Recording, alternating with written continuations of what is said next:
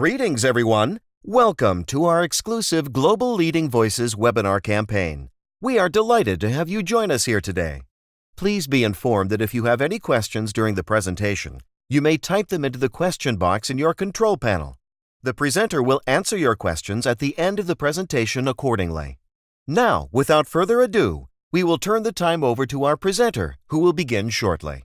Hi, welcome everyone. We are going to be discussing about the application and impact of blockchain on the banking sector. Before I begin, I'd like to tell you a few things. That there is a lot of hype about blockchain, but a lot of the hype is actually not really true. So what I'm going to do in this session is I'm going to keep everything to the real basics of what's actually happening on the banking level. Now, the reason that we look at blockchain for the banking sector is because there are four core problems that banks face, or rather anybody running financial technologies faces. First is obviously a high maintenance and support cost, outdated IT systems, need for manual reconciliation, and systems that don't talk to each other.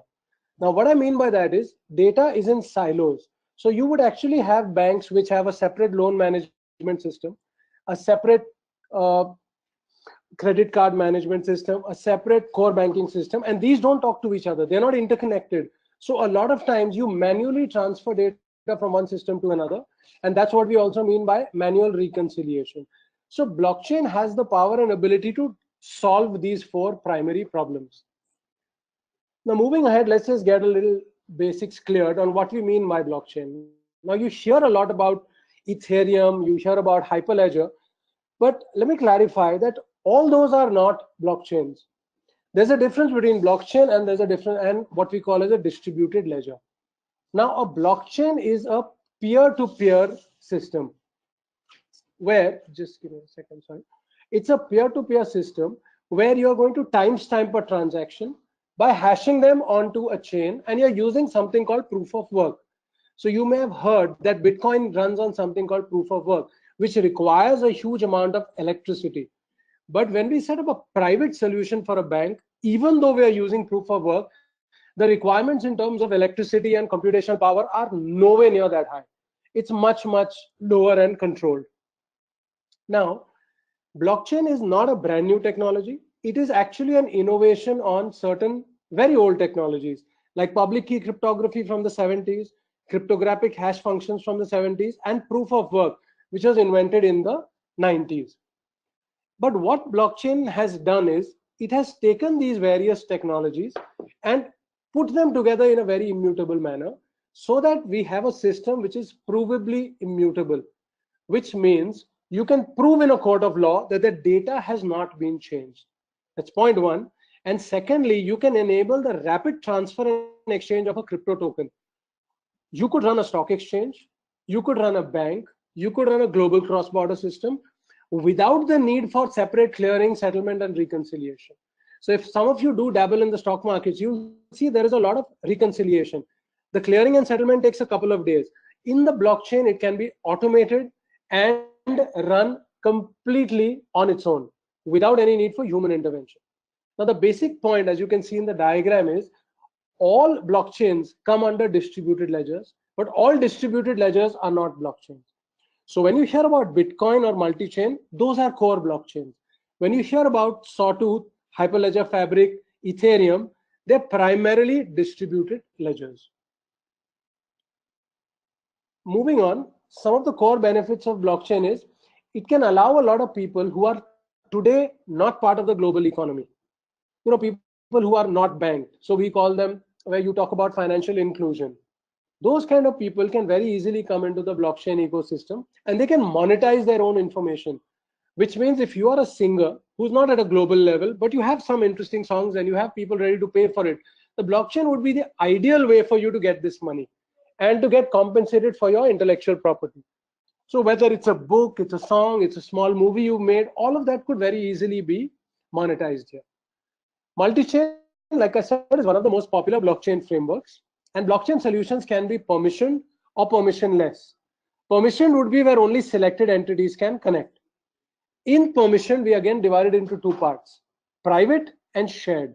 So let's take an example of a single bank, which is going to be running its own blockchain solution, maybe for verifying its documents or doing KYC for its own branches.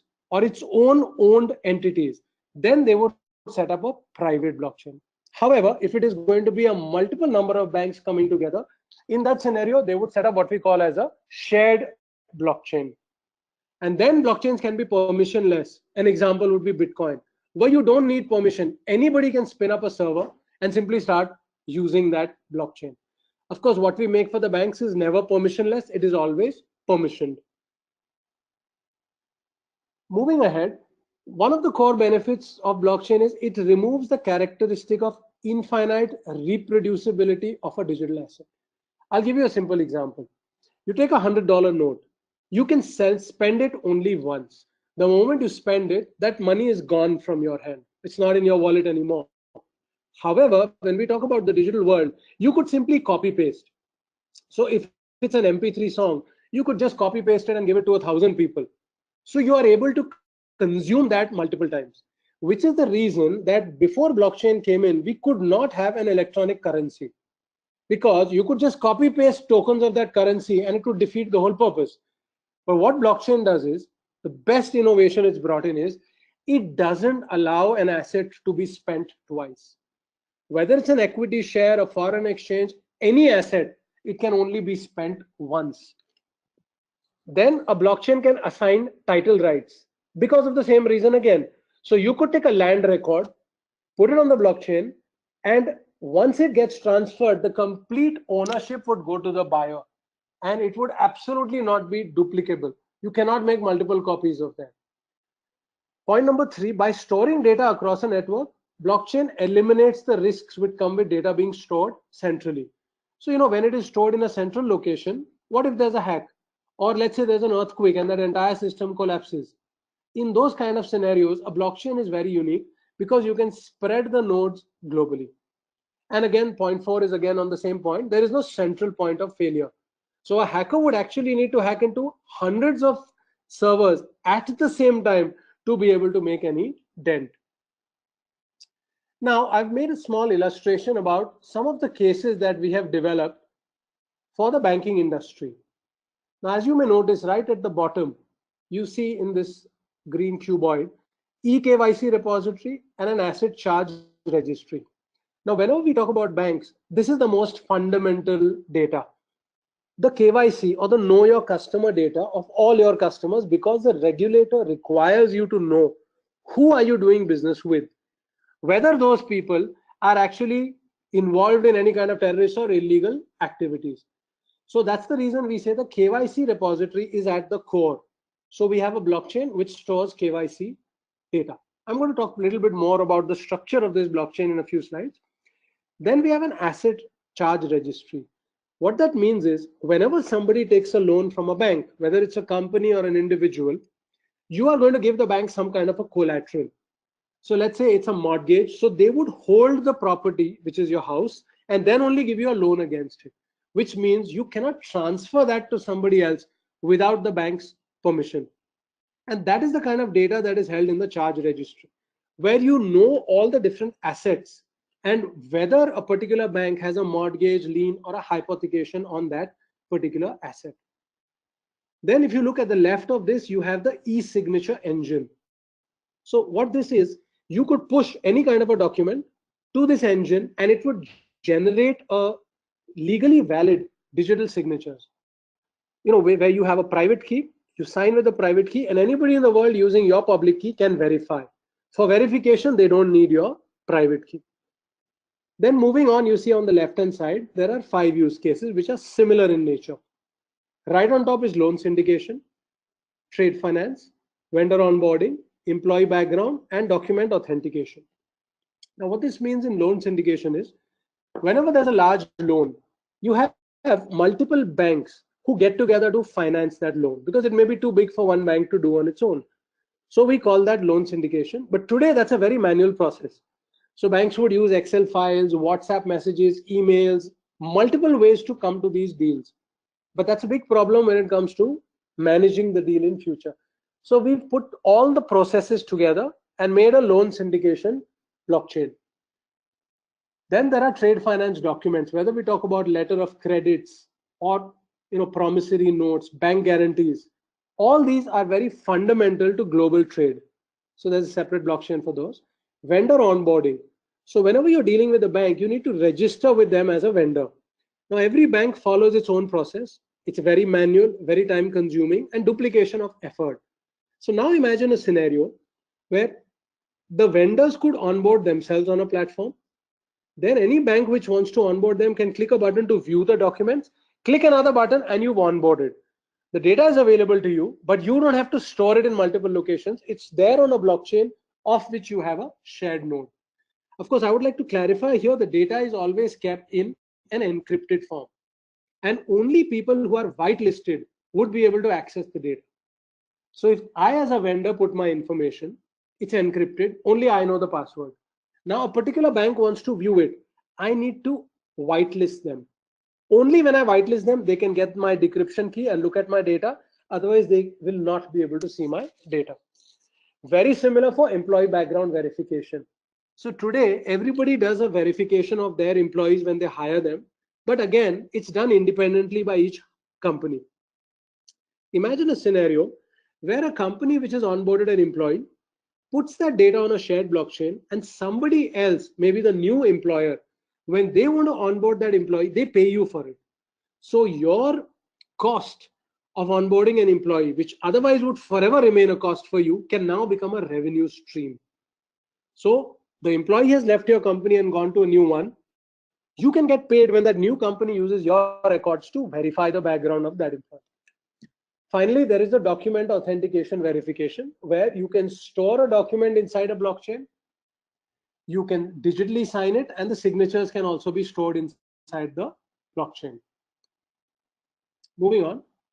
On the right-hand side, you would see there are 4 use cases. So there's a stressed asset exchange.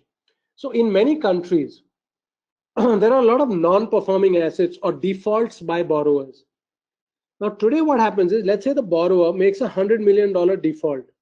The bank will now try to sell this to somebody at a discount. But trying to sell $100 million asset, even at a discount, is not very easy. So on our platform, you can break that into 1 million parts, or 100 parts of 1 million each. And people could then bid for an individual part. So you may be an individual who wants to invest some money in a stressed assets because you feel you will get good returns. So you could say, okay, for the $1 million part, I'm bidding at a 90% or a 20% discount. And you could simply purchase that through the exchange. And then you could trade that with somebody else, just like you would do on a stock exchange. Then we have cross-border remittance. Today, when you transfer money globally, it takes time, 1 to several days, and it costs a lot of money in terms of the fee. On the blockchain, we are able to do transactions in 60 seconds or less at a transaction fee of just 49 cents, irrespective of the size of the transaction. Plus, in the conventional system, you have the regulator who comes in post, not at the beginning when transactions are going on. Here, the regulators are given nodes, and in real time, they can monitor whatever is happening on the platform. Then you have a loyalty platform. So today you have different entities who run different loyalty programs, whether it's an airline, whether it's a coffee shop. Now, if all of them get together on a single blockchain platform, they could allow their members to exchange loyalty points. So you could trade your Starbucks loyalty point for an airline's loyalty points, completely left to the customers to choose. And finally, an invoice discounting platform. So let's say you supply material to a very large automobile company, let's say Volkswagen. You are one of the 1,000 vendors. Now, you may not get a good value in your bank because you're a small vendor. But if you tell the bank that Volkswagen is going to pay me, the bank would trust Volkswagen and give you immediate money against your invoices at a low rate of interest. That's what an invoice discounting platform allows. So Volkswagen could push all their invoices on this platform. Different people could bid for it, pay you the money, and whenever the invoice becomes due, automatically it is settled by Volkswagen. You get the benefit of Volkswagen's credibility, and Volkswagen gets the benefit of low rate of interest for its vendors, which means vendors can then give everything at a cheaper rate to Volkswagen. So this is an overview of some of the primary use cases that we are working on. Now moving ahead, I'd like to show you what we really mean by a blockchain node. Now, this is what a blockchain node would look like. So it has various layers inside it. And right at the bottom, if you see on the left, it says a hardened operating system. So the first thing is we've got to set up an operating system. We could use Ubuntu, CentOS, Debian, Fedora, Red Hat, or Windows. Once we set it up, we need to harden it, which means we need to secure it. So we need to add firewalls, we need to block the ports so that only the ports which are required are open and everything else is shut. Although you do keep hearing that blockchains are not hackable, that's not really true. If somebody gets into your base operating system, everything can get compromised, including the blockchain. So we've got to make sure that our base operating system is secured. On top of that base operating system, we now set up a blockchain framework. It could be multi-chain, it could be Bitcoin, it could be a shared ledger like Hyperledger. That comes on top of the operating system. All of them require an operating system at the base. So we need to configure it. We set a block time, we set a block size. There are multiple parameters that need to be set. This is one of the most important parts because a lot of these parameters can never be changed again. Once the blockchain starts running, you cannot change these parameters. So you've got to be really, really careful about it in the beginning. After that, we set up a layer, which is the API layer. Because after all, we need web applications and mobile applications to talk to the blockchain. They can't talk directly, that's very insecure. So we set up an API layer in the middle. And that API layer is what communicates and takes the information from the front end to the blockchain and back. Then on top, there's a layer, it's not actually a layer, but which is representing it as one, is a private key backup.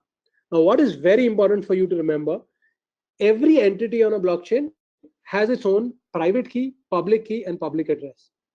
Your public key and public address would go to every node, so there's no need to back it up. But your private key is only on the node where you created it. If for some reason that node crashes, the private keys are lost. That's the reason in real time we keep backing up the private keys on a separate system. And right on top, you have the web application. That's what the user is going to use. So the user won't even realize he's communicating with a blockchain. Usually these web applications are made in Node.js. You could use C#, Go, Java, PHP, Python, or Ruby. So that's how the whole system works. And this is what a typical node would look like.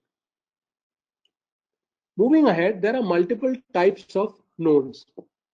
We have something called an admin node. So when we set up a blockchain, it's not permissionless. That means somebody has to control who can and cannot connect. So if I'm running a global cross-border system, I need to verify the identity of a bank before allowing it to connect to the system. So in that scenario, I would run the admin nodes, and that would control who can join, and I can throw people out of the blockchain also. So whoever manages the blockchain runs the admin nodes. Then after the admin nodes, you have the member nodes. So let's say again in a cross-border system, these would be the 100 banks using my system. Then you have the regulator nodes. So the Reserve Bank of India or the Federal Reserve, various central banks in the countries could be given regular nodes, regulator nodes. They will not be able to push transactions, but they will be able to read and view every transaction. Then we have a very interesting system called a cold node. Now let us say the bank is going to make $1 million transactions, and they feel any transaction of $1 million and upwards is high value. They don't want to use a private key which is on a shared blockchain. So they could actually set up a laptop completely disconnected from the internet, completely disconnected from the blockchain. It could be running in one location, completely locked, not connected to anything. You would go there, create a transaction, sign it, take it on a pen drive, bring it back to one of your member nodes and broadcast the transaction, and it would be valid. So you are not worried. Even if somebody hacks into your member node, he is not going to be able to do anything because your high value transactions can only go through a node which nobody in the world can hack into unless they are physically in front of you. So that's the meaning of a cold node. Of course, if you have questions, we'll take them at the end of the presentation. Now moving ahead, this is a very simple illustration of a blockchain network. So on the extreme left, you see there are admin nodes. Then you have, say below that on the extreme left, you have a P5 member node. P5 is our cross-border system. So there could be multiple banks, each would have a node like this. They could have a cold node, which is completely disconnected. That's optional. And then they would have an internal network, which I'm going to talk about in the next slide. And this is a very simple illustration of what it would look like. On the right hand side, you see regulator node, then you see other banks node. So you could have hundreds in this. Now, what's important for us to remember, when I spoke about hardening the operating system, I told you we are going to have to lock up certain ports. So if you see at the bottom right hand side, in our scenario, each node runs two blockchain related services. A network service, which allows other nodes to connect to it. We run that on port 61172. And an API service, which allows applications to interact with the node. We run it on 15590. Now, I'd like to point out here, you could change these port numbers. I mean, I just took it because my date of birth is 6/11/1972, and my colleague who set it up with me for the first time, his date of birth is 15/5/1990. So there's no real logic behind it. You could keep whichever port. But what you've got to realize is these ports need to be kept open. So your firewall needs to allow access through these ports. Now, this is what the backend could look like. So just a second. Yeah. So now let's have a look at this internal network. It may look a little complicated, but on the extreme left, you see a globe with the word users written under it. This is where your global users would come. They would go through a load balancer. So those of you from a network tech background would understand. For the others, I'll explain briefly. Let's say you have two application servers. But if there are too many customers, it could go down. So you could set up multiple application servers which go through a load balancer. So it would be something like this. Customer 1 goes to app server 1. Customer 2 goes to app server 2. Automatically, you are dividing the role or doing a round robin so that too much load does not come on one single app server. If a particular server goes down, the load balancer knows it and it would immediately pass that on to another one. But when you have such kind of a scenario, you also need to be able to cache so that the user authentication system doesn't break down. So right at the bottom of the screen, you would see something called a caching server. We usually recommend the use of Redis for this. So to summarize, on the left, the app servers come inside something called the app subnet. So you see this red dotted line and a red box which says application subnet. Then we have another subnet called the database subnet. Even though we are using blockchain, we need certain information on a regular conventional database like username, passwords. Blockchains are not very good for stuff like that. You don't want your username, passwords lying on a blockchain which multiple people can read. So we set them up on a database. Could be MySQL, Oracle, Postgres. Multiple options are available. Again, we have a load balancer there. And you usually do a master slave so that whatever is in one database is automatically backed into the second one. Then you have an internal blockchain subnet, a very, very important part. Let's take the example of a global bank which is doing cross-border payments. So right on top of the screen, you see the P5 member node. That's the blockchain node which he's going to share with hundreds of other banks. But on that node, he's not going to put the names of his customers. That would come onto the internal blockchain subnet. So on the primary node, secondary, he could have multiple nodes. This is where the real customer data is. So when one bank sends payment, the bank doesn't know for which customer it is. Once the payment hits this receiver bank, they would know which customer, and then they would use the blockchain to transfer the money to the customer's account. So that's the reason we use three different subnets: the app subnet, the database subnet, and the internal blockchain subnet. Outside of these, you have the member node connected to the public blockchain, which is the private blockchain, and a cold node, which is optional. So this is what a typical network would look like. The presentation would be made available to you after the session, so you could go through it and understand in detail. Moving on, there are a few critical points I'd like to cover. One is data privacy and security. Now on the left, you see addresses, assets, and transaction amounts. Now these are stored in all the nodes, admin, mining, and member nodes, in an unencrypted form. Now, fortunately or unfortunately, that's the way it is. That's what a blockchain does. It backs this data onto every node. And that's the reason it has to be made available. Of course, the address would be an alphanumeric number. So you may not know the name of the person behind the address. Only the bank would know it, or the relevant bank. But the data would be available to everyone. Below that, you see systems for off-chain and offline private key generation. This is the cold node that I explained to you. On the right hand side, we see the transaction metadata. So let's say it's a global payment. Why is the payment being made? Okay, let's say it's being made to pay for an invoice. So the actual invoice could be part of the transaction. But we don't want everyone to see it, so the invoice would be encrypted. And only the banks who are party to that transaction would have the keys to view the invoice, not anybody else.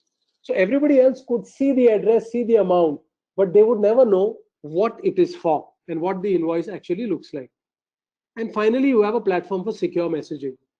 So whenever communications are happening between banks, they would use a separate blockchain layer which encrypts all their communication and digitally signs it. So you're 100% sure no unauthorized person can read it, and you're 100% sure that you can trust that information because it has been digitally signed.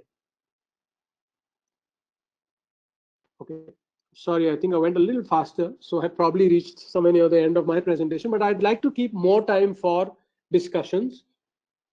So if I could request, would you like to give an overview of the training programs here? To take some time to answer some of the questions from the attendees regarding today's topic. The first question is, what is the impact of blockchain on storage capacity? That's a good question. Now, because a blockchain replicates data, so every node contains the same amount of information. So it's not going to be new information. If you were using a non-blockchain system, whatever data you would have consumed, that's more or less the same, but it is going to be replicated in every node.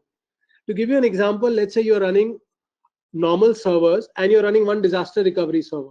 Consider a blockchain to be the same. Just like your disaster recovery server would have the exact information, same is the case here. Although public blockchains like Bitcoin tend to have far too much data, private blockchains have lesser. But yes, it would get spread across all the nodes. We recommend as a bare minimum a 32 GB RAM, a 4-core processor, and 256 GB hard disk, preferably SSD, to run a blockchain application. But depending upon your data, you may need much more than 256 GB. I hope that answers your question.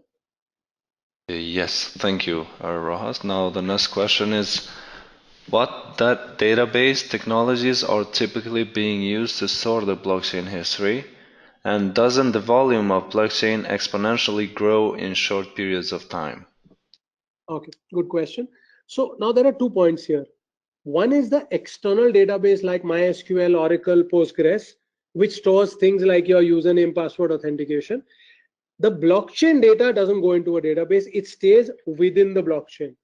Now, one of the reasons we recommend and we use multi-chain is because it has a very interesting innovation called a data stream.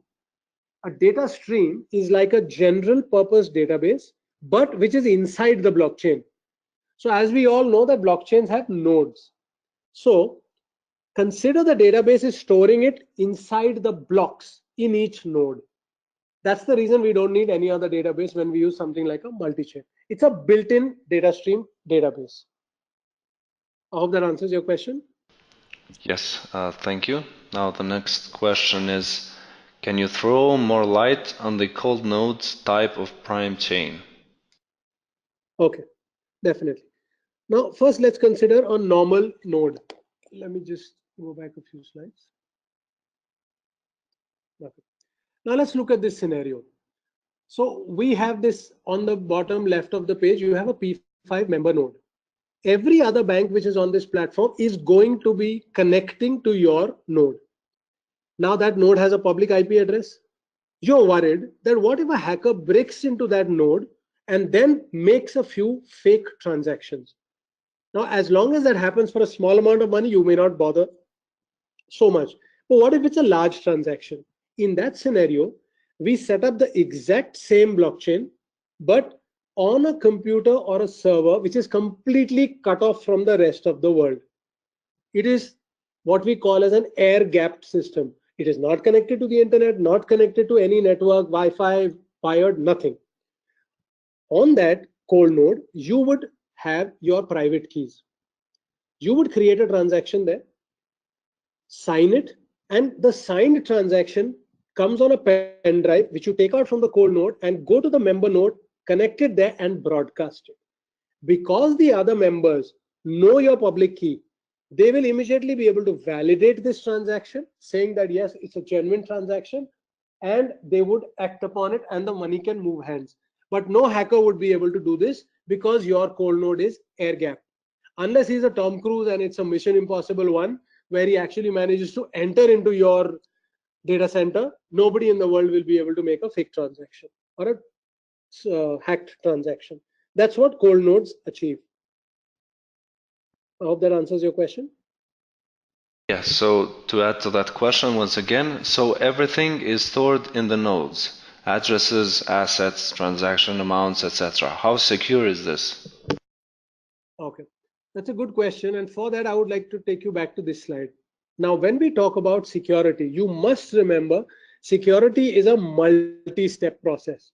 I mean, I'll give you a simple example. You're running a blockchain which is extremely secure, but some unauthorized person can physically enter your data center and tamper with it. That's the end of the security. So you have to make sure there is physical security present. Then you need to make sure your operating system is a strong one and the operating system is hardened. So it has all the relevant firewalls installed. It has the ports which are blocked. Only the ports which are necessary and relevant should be open. All other ports should be blocked. We have to take care of all that security. And then, of course, you have web applications. What if someone is able to break into your web application? So something like a very simple SQL injection, which is one of the most common and simplest way of hacking into a web application. Now, how do you stop that? You have to make sure the coding is done well. So if there is a problem in the web application layer, somebody could break into your blockchain. So even though we keep hearing that blockchains are not hackable, that's not true. If any of these components, the operating system, the physical server, or the web application is compromised, the blockchain would also get compromised. So we have to take all that into account. I hope that answers your question. Yes, okay, thank you. Another question regarding nodes. If running a main node, how do you comply with the upcoming GDPR since data is not encrypted like admin transactions, etc.? Okay, that's a good question. Now, when we look at this extreme left on top, addresses, assets, and transaction amounts cannot be encrypted because that's the fundamental of what a blockchain does. But like I said, an address is an alphanumeric number. It's a very big alphanumeric code. You can't really understand who it relates to. So it's anonymized. Assets, okay, these are, they could be equity shares, but everybody on the platform needs to know what the asset is because that's how they can buy and sell. And the transaction amounts. Now, this we can do nothing about. However, things like who is the person behind it can be secured. Invoices and other such data can be encrypted. So we can encrypt it and store it in the blockchain, which means only people with the password will be able to access the data. But then when we take an example of anything today, when we talk about Gmail, see, ultimately our data is lying on the Google servers. And there we don't know what is encrypted and what is not encrypted. We've heard so much about the data breaches that are taking place in some of the world's biggest social platforms. But here at least we can be sure that the data is encrypted. And not just the participants, but even the central banks or the regulators can verify that it is all encrypted. So I would say it's a lot more secure from a data privacy point of view than a conventional application. But of course, you have to be very careful about how you configure the whole thing. Thank you, Rohas. Now another question is migration process possible for an existing system, or do you have to create an entire new project? Okay, that's a good question. Now, blockchains are API driven. You remember right in the beginning, I said that today's systems don't talk to each other, but a blockchain does. So because it is API driven, we could connect it to your legacy system also. I mean, I'm giving a generic answer. The answer would depend upon what your legacy system is and whether it can communicate through API. But in many cases, it can. If it is API connectable, then there is absolutely no issue. Otherwise, yes, it will have to be built again and the entire data would need to be migrated. So it would depend on application to application. Okay, thank you. Now the question is, what encryption is being used and what are the risks associated with the quantum computing which is coming? Good question. Excellent question. So currently we are using the AES, which is the Advanced Encryption Standard. It is considered to be the world's strongest symmetric encryption solution. Now, when we talk about quantum computing, it's going to work both ways. It is going to give the hacker a more powerful system to break the blockchain, but even the blockchain would then start using quantum computing.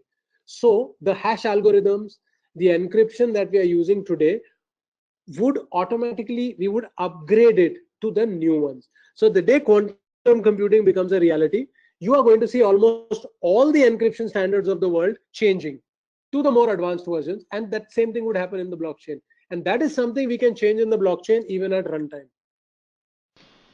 Okay, thank you. Another question is, what are the most critical elements of blockchain infrastructure from disaster recovery perspective? What has to be protected first? Okay, that's a great question. We've also come out with something called the blockchain security controls. It's a publicly open document. You can have a look at it. We've gone a lot into the disaster recovery point of it. See, what we must remember is every node has everything. So even if 100 nodes go down, but 3 nodes are around, that's enough. From those 3, we can immediately spin up new ones. The moment a new node spins up and connects to the blockchain, it immediately first gets all the data of the past from the nodes, gets up to date, and then starts getting new data. So disaster recovery is pretty easy unless 100% of the nodes are compromised. So what we recommend is spread it out. So if you're using cloud, use Azure, AWS, IBM, and Google Cloud. So you have 4 different cloud services, 4 different servers running. A few on-prem, which are globally separated from each other, depending upon the scale of your operations. You just need to make sure that one single node remains. That's the only thing. Other than that, you don't need to really bother about the disaster recovery. Just make sure one node finally remains. If all nodes go down, data is gone. Secondly, you've got to remember that you are backing up private keys separately. So that requires a lot of care, that wherever you're backing up your private keys, that needs to be separately managed from a disaster recovery, because the other nodes are not going to have that private key. So you will have to make a customized disaster recovery policy for the private keys. Thank you, Rohas. Now, because of the time limitation, we will only answer one more question, and the rest of the questions will be answered by email. The last question is, does it mean that all members must have blockchain technologies to transact? Talking about phones, PCs, for both banks and customers. Good question. No, they don't. Let me answer this in a little with a diagram. Okay, now let's look at this. The customer is going to use the web application, or it could be a mobile application. He is not going to realize whether he's connecting to a blockchain or any other system. To give you a very simple example, today I'm sure all of you do online banking, but most of you may not know which technology your bank runs on. And you don't care because you're only interested in the mobile app or the web application. So the customer doesn't need anything else. He just needs a typical phone or a typical web browser. As far as the banks are concerned, if they want to connect the blockchain node to their other systems, that can be done through API. In that scenario, the bank's programmers don't even need to know the ABC of blockchain. They could simply be given the API endpoints. They would connect the conventional applications through API, and they would never even touch the blockchain. So it can be done in any one of these manners. Thank you, Rohas. Now, So it totally depends on your use case. yes. Now, to conclude the presentation, what are the differences between private and public blockchain for companies? Okay, good question. Now, we would decide that based on what we are trying to do. Now, when we look at this on the extreme left, you see the last one, which is document authentication, verification, and storage. Now, this is something that most companies don't want to share with anybody else. They could be your contracts, confidential real estate documents, and you would only want your entity. So let's say you're a global company with presence in 100 countries. You would only want your offices in those 100 countries to access it. That's an example of a private blockchain, which is permissioned and private. But something like loan syndication, where by nature you have to deal with multiple organizations, would be an example of a permissioned but shared blockchain. So we decide this depending upon the use case. Thank you, Rohas, once again for this great insight on blockchain, and thank you for answering all the questions from the attendees. Also, thank you everyone for attending today's webinar. I would like to let you know that this webinar will be recorded and posted on our website as well as on our YouTube channel together with the slides of the presentation. For more information, please visit our website www.pcb.com. Thank you all and have a great day.